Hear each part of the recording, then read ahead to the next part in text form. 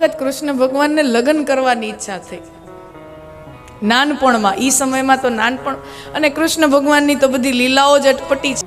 નાનપણમાં લગ્ન કરવાની ઈચ્છા થઈ, ઉંમર હશે 4-5 વર્ષની. અને નંદ બાબાએ કે હવે ઓમે ઈ જમાનામાં નાની ઉંમરે લગ્ન થઈ જતા ને બધા. તો નંદ બાબા કે અને યશોદા માને તો એમ કે મારો તો બધી માને એમ જ હોય, મારા દીકરા આટું તો માંગાની લાઈનું આવશે, મારો દીકરો તો હીરા જેવો છે, હીરા જેવો. અને એક વખત ઘરમાં બેઠા હોય નંદ બાબા સાથે, અને નંદ બાબાએ કીધું કે હવે આપણે કનૈયાનું ગોઠવી નાખવું જોઈએ, એની ઈચ્છા છે અને ઓમે સમાજમાં દસ્તુર છે, રિવાજ છે નાની ઉંમરે લગ્ન, તો આપણે કનૈયાનું વેવિશાળ નક્કી કરી નાખીએ. તો કે પણ સુકન્યા જોઈએ, સારી કન્યા જોઈએ. તો નંદ બાબા કીધું ને કન્યા છે ને, ઓલા બરસાનાના વૃષભાનુ ને કીર્તિ દેવીની દીકરી છે ને રાધા, એવી રૂપાળી દીકરી છે, એવી સુશીલ કન્યા છે, ઈ આપણા કનૈયા સાથે શોભે. યશોદામાં કે હા વાત તો સાચી છે, એવી વિવેકી દીકરીઓ આજકાલ થાય જ ક્યાં છે.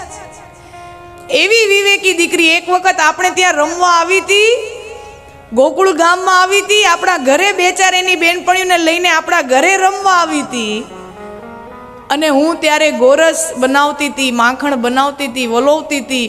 અને એ આવી એટલે હું ઊભી થવા ગઈ કે એને રસોડામાંથી જઈને પાણીનો ગ્લાસ ભરીને દઉં તો મને કહેવા લાગી, માં તમે કષ્ટ ન લ્યો, હું પોતે પાણી લઈ આવીશ. એવી વિવેકી દીકરી છે, એ તો આપણને ચાલે.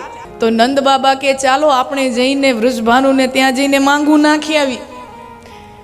યશોદા દેવી તમે કીર્તિ દેવીને જઈ અને આપણા માંગાનો, આપણા સંબંધનો પ્રસ્તાવ મૂકો. અને યશોદામાં બરસાના જાય અને કીર્તિ દેવી રાધાજીના ઘરે, રાધિકાજીના માં કીર્તિ દેવી, પિતા વૃષભાનુ. હવે જઈને સીધું એમ તો કહેવાય નહીં કે અમે આના હાટું આવ્યા છીએ. જઈને સીધું એમ તો કહેવાય નહીં અમે આ સંબંધનું પ્રસ્તાવ માંગું લઈને આવ્યા છીએ. અહીંયાથી આમ નીકળ્યા હતા ને એટલે એમ થયું કે તમને અહીંયા જરાક મળતી જાઉં.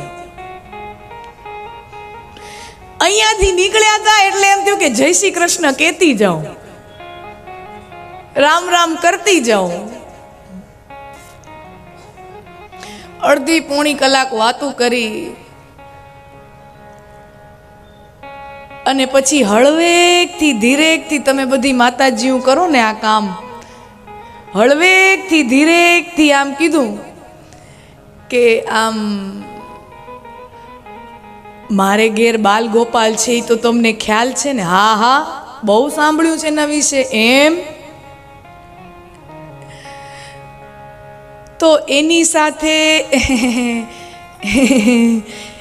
એની હારે તમારા દીકરી, તમારી ઢીંગલી રાધાનું સગપણ કરાવી નાખી તો? નહીં હો, જરાય નહીં. તમારા દીકરા હારે મારી દીકરીના હગપણ? ઈ કાળો કાળો મેષ જેવો તમારો દીકરો અને આવી રૂપાળી દીકરી હું તમને દઉં? જરાય નહીં. અને એમાં ઈ તો ચોર શિરોમણી, ચોર શિરોમણી. કીર્તિ દેવીએ કહી દીધું તમારો દીકરો તો ચોર છે. આખું ગામ એને ચોર કરી, ચોર કહીને કહીને ચોર છે, ચોર છે, ચોર છે એમ કહીને બોલાવે. માખણ ચોર, માખણ ચોર. એવા ચોર શિરોમણી હારે મારો દીકરો ન પરણાવ, મારી દીકરી ન પરણાવ. જરાય નહીં. બીજું તમે બોલો, તમે નંદરાણી છો, તમે અમારા વડીલ કહેવાઓ, આખી સમાજના વડીલ છો, પણ એનો મતલબ એમ નહીં કે મારી દીકરી તમને દઈ દો. દીકરી નહીં દો. યશોદામાને અપમાન જેવું લાગ્યું. આવી અને ઘરે આવી અને બધી ખીજ કાના ઉપર ઉતારી. તારા ઉપાડા જ આવા છે, તારા ધંધા જ આવા છે, સમાજમાં ક્યાંય મોઢું દેખાડવાને લાયક રાખ્યા નથી. જ્યાં જાવ તો એમ કે આ યશોદામાં જો ઓલો એનો દીકરો ચોર છે ને, આ એની માં. જ્યાં જાવ તો એમ જ કે સમાજમાં ક્યાંય જોવા જેવા રાખ્યા નથી. ઘરમાં આટલી બધી ગાયું છે તોય તને બીજે ચોરી કરવાનું જ. ઘરમાં આટલી બધી ગાયો છે.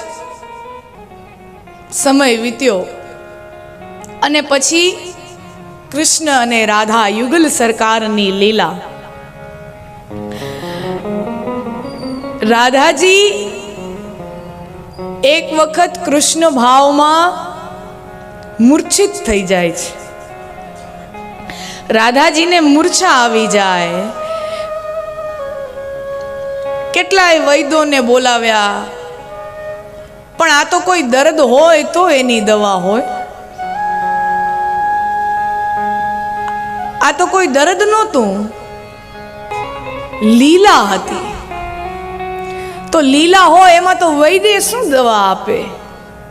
તો એમાં એક ગોપી આવીને આખું બરસાના ગામ રાધાજીના ઘરે બધાય ચિંતામાં કે રાધાજીની મૂર્છા ઉતરતી નથી. તો એમાં એક ગોપી આવીને કે કીર્તિ દેવીને કે માં, ગોકુળમાં કનૈયો છે, નંદ બાબાનો કનૈયો, ઈ આ મૂર્છા ઉતારવાનો મંત્ર જાણે છે. અમાર ગામમાં એક ઘરમાં એકને મૂર્છા આવી ગઈ હતી તો કનૈયાએ મંત્ર ભણી અને એની મૂર્છા ઉતારી હતી. તમે યશોદા માને જઈને કયો અને કનૈયાને અહીંયા બોલાવી આવો. રાધાજીની મૂર્છા ઉતારવી હોય તો હવે કનૈયા સિવાય હવે બીજું કોઈ નહીં કરી શકે. હવે આનાથી જવાય કેમ? હમણાં 2 દી પહેલા આવડું અપમાન કર્યું હતું. યશોદા માને મોઢે મોઢે અપમાન કરે કે તમારો દીકરો તો ચોર છે.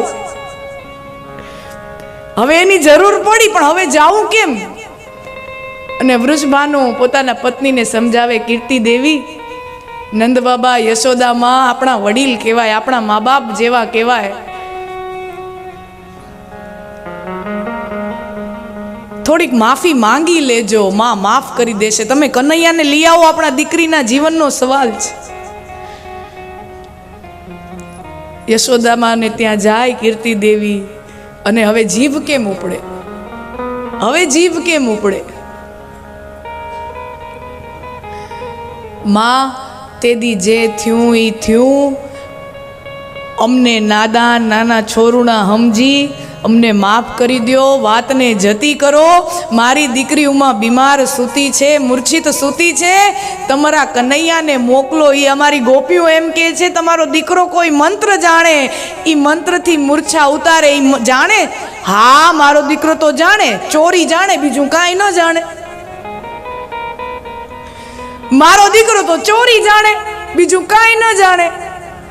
અરે માં, જવા દો ને, બોલાઈ ગયું, બધું જતું કરો. હવે યશોદા માને એમ કે હું ના પાડું એના કરતા કનૈયો ના પાડે તો મજા આવશે, એટલે કનૈયાને બોલાવ્યો. અને ખરેખર તો કનૈયાને જવું જ તું, કનૈયાને તો જાવું જ તું. કનૈયાને બોલાવ્યો. યશોદા માએ કે લાલા, કીર્તિ દેવી તને બોલાવા આવ્યા છે. અને લાલાને જરાક ગુસ્સો, નાની ઉંમર હોય ને એટલે બાળ હઠ, ગુસ્સો, જીદ, રિસાઈ જવું, નારાજ થવું આ બાળકોનો ગુણ હોય. એટલે કાનુડાને કીર્તિ દેવી ઉપર ગુસ્સો, નારાજ કે મારી માનું અપમાન કર્યું. કીર્તિ દેવી, મારી માનું અપમાન કર્યું કે માં આપણે નથી જવાનું થતું. એને મનમાં તો ઘણું બધું હતું જાઉં, બહારથી કે આપણે જવાનું થતું જ નથી. પછી કીર્તિ દેવી પાસે 100 વખત મનામણા કરાવડાવ્યા, 100 વખત મનામણા કરાવડાવ્યા. અને પછી કનૈયો કે ઠીક છે તો હું ચાલીશ. અને પછી આવ્યો કનૈયો આવ્યો, રાધાજી સૂતા હોય, કપાળે આમ હાથ મૂક્યો,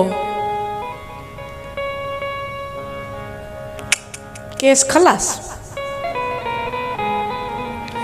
રાધાજીના કપાળે કનૈયો આમ હાથ મૂકે, આ કેસ ખલાસ, આ ચાલે એમ જ નથી. હવે ખોળ્યું ખાલી, આતમ ગયો, રામ ગયો. વૃષભાનુ કે કનૈયા આમ ન બોલ, અમારી દીકરી છે, તું કઈ મંત્ર જાણે, વિદ્યા જાણે, વૈદપણું જાણે,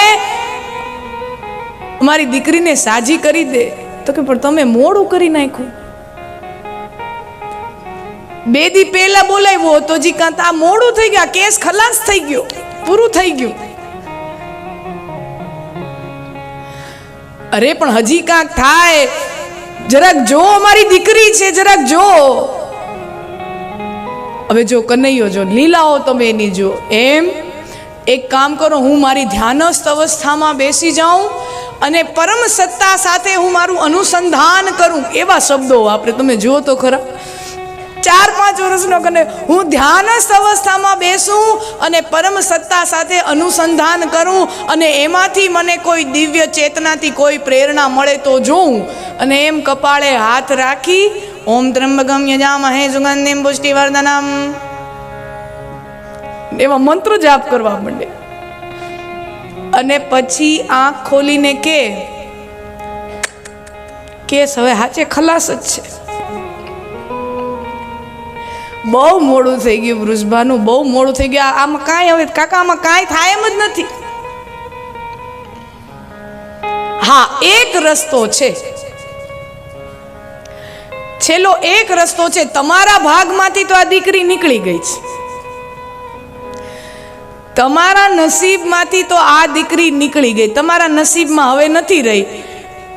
પણ હા, સામેવાળાના નસીબ જો હોય, એના નસીબનું જોર હોય તો તમારા દીકરીના પ્રાણ ટકે. હવે સામેવાળા કોણ? તો કે એના સાસરા પક્ષવાળા. જો એના નસીબમાં આ હશે રાધા રાણી તો આનો જીવ બચશે. તો તમારે આના ત્વરિત અત્યારે ને અત્યારે ગમે ત્યાં આનું ગોઠવી નાખવું પડે. રાધાજીના લગ્ન ક્યાંક કરાવી નાખવા પડે અને પછી વરરાજાના હાથની નસીબની રેખાઓનું જો જોર હોય તો આના પ્રાણ બચે. હવે કીર્તિ દેવીને થયું આટલી તાબડતોબ આટલી ઉતાવળમાં વરરાજા ગોતવો ક્યાં? લગ્નનો સવાલ છે, આખા જીવનનો સવાલ છે. ત્યારે વૃષભાનુ પોતાના પત્નીને સમજાવે, હવે બીજે ક્યાંય ગોતવું નથી, આ સાક્ષાત વરરાજો આપણા ઘેરે આવ્યો છે, એની સાથે જ આપણે ગોઠવી દઈએ. આમે થોડાક દિવસ પહેલા, 4-5 દિવસ પહેલા યશોદામાં આપણને પ્રસ્તાવ માંગુ નાખવા આવ્યા હતા, આપણે ત્યારે સમજ્યા નહીં. અને પછી કીર્તિ દેવી વૃષભાનુ કહે તો કનૈયા એમ કરને, અમારા રાધા રાણીનો હાથ તું જ સ્વીકારી લેને, તું જ એને થામી લેને. તમે જો એની લીલા એને ના પાડી હતી એટલે હવેથી ઈ હામેથી દેવા આવે તો હું સ્વીકારું. આહા, એની લીલા તમે જુઓ. અને કીધું કે હવે લગ્ન રાધા રાણી સાથે લગ્ન તમે જ કરી નાખ, હું ન કરું, હું ન કરું. 100 વખત મનામણા વળી પાછા કરાવ્યા અને પછી પરણવા તૈયાર થયો. એક લીલાઓ ભગવાનની એવી છે, એક લીલા